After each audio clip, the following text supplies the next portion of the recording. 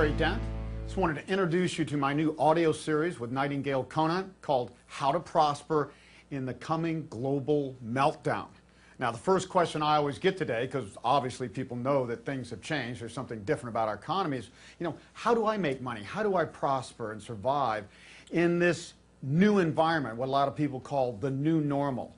And the first thing to understand, and we've been warning this for 20 years now, that we were going to move into what we call the fall season. Our economy moves through 4 seasons over time, something we go through in depth in this audio series. Spring, like the 40s, 50s, and 60s. Summers, like the late 60s, 70s, early 80s. Fall, the bubble booms we see, like 1980s, 90s, and 2000s.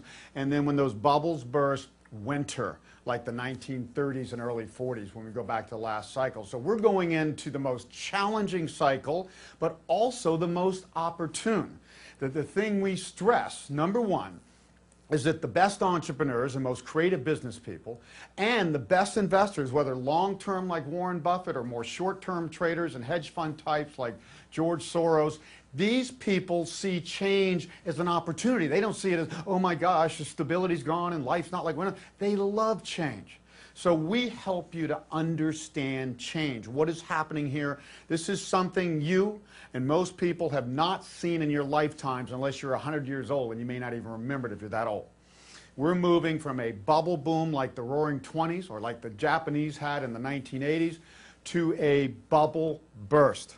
The largest generation in history, the baby boomers, 92 million alone in the U.S., have peaked in their spending. And here's a good way to look at this.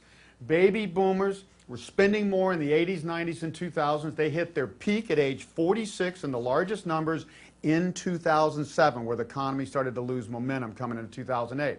But most people don't understand there's a plateau from 46 to 50 as the kids are all getting out of the nest, whether high school or college for different families.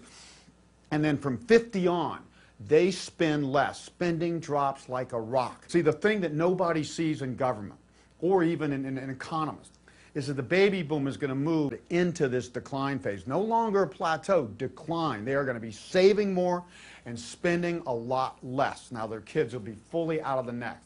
So that's how we see a global meltdown coming. Debt, and how we've accumulated the greatest debt and credit bubble, not just in the U.S., but around the world, but particularly in developed countries. Europe has a debt crisis.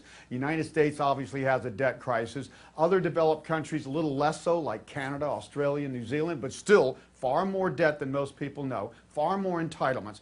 We're going to have to restructure this debt, restructure our entitlements. People can no longer work, say, for 40 years into the early to mid-60s and then retire for 20 to 25 years. The typical person today who makes it to retirement on average at age 63 is going to live to be 86 or 87.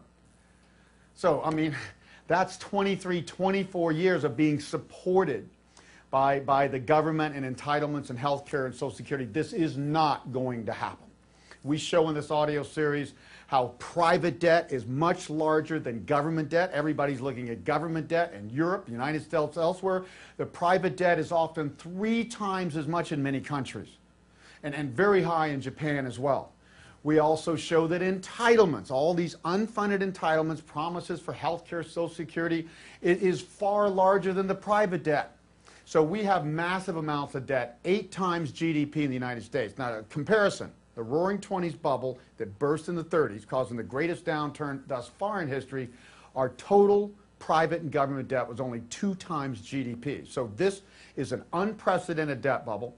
What happens in history, and this is the most important principle, when debt finally deleverages and all the assets, all the bubbles in real estate and stocks and commodities come back down to reality, which is a very good thing long term. That's a lot of the opportunity we'll show here. Debt has to deleverage, asset prices deleverage. That destroys a lot of wealth, money, and debt, and that makes dollars more scarce. We've had a bubble, has to burst. We've had this risk-on trade with everything going up together. Again, stocks, commodities, oil, silver, gold, high-yield bonds. This never happens.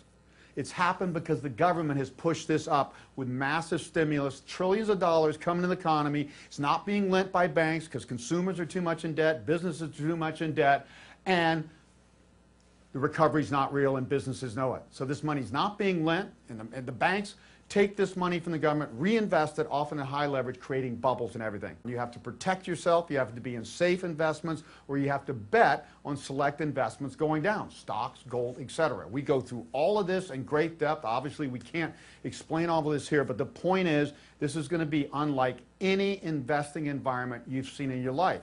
You need to be able to retire with the lifestyle you want. You need to be able to continue to provide for your kids' education or your grandkids. You need to be able to have a comfortable retirement.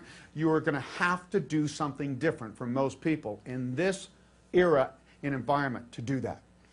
So that's what we're going to look at. We're going to look at how demographics drive our economy, from macro to micro, from boom to bust, from inflation to deflation. All of these things we tie to demographics. You know what's so good about that? Demographics is something we can predict in the future. You don't have to wonder who's going to be president or whether Europe's going to do this or that or Russia, or we're going to have a war with Iran. Demographics tells us what's going to happen pretty much over the rest of our lifetimes for the economy. We teach you this. No other economist is going to teach you this. And then, of course, we're going to look not just in your investment, but we're going to look in your business, whether you work for a company, as most people do, and you want to be an innovator that guards your job and continues to have job security because you're somebody helping your company adapt to this new environment, create profits, cut costs, see opportunities when nobody doesn't, or whether you're an entrepreneur or you decide to be an entrepreneur and start your own business or do this on the side. We're going to look across the board, investments in business, what you can do, very practical, very clear now and over the coming years to prosper instead of being wiped out. If you just preserve what you have and the prices of all these assets and the cost of living and the price of housing comes down, you're wealthier. You can buy more. Starting in Europe with their recession and their forced austerity, it's going to hit the United States and all our foreclosure problems and everything else we have here. And then when the United States and Europe slow down, that's going to hit the exports, particularly of large emerging countries like China. And when China slows down, all the emerging countries that are exporting materials and energy to them slow down. This is truly going to be a global meltdown. And that's the difference from our past series.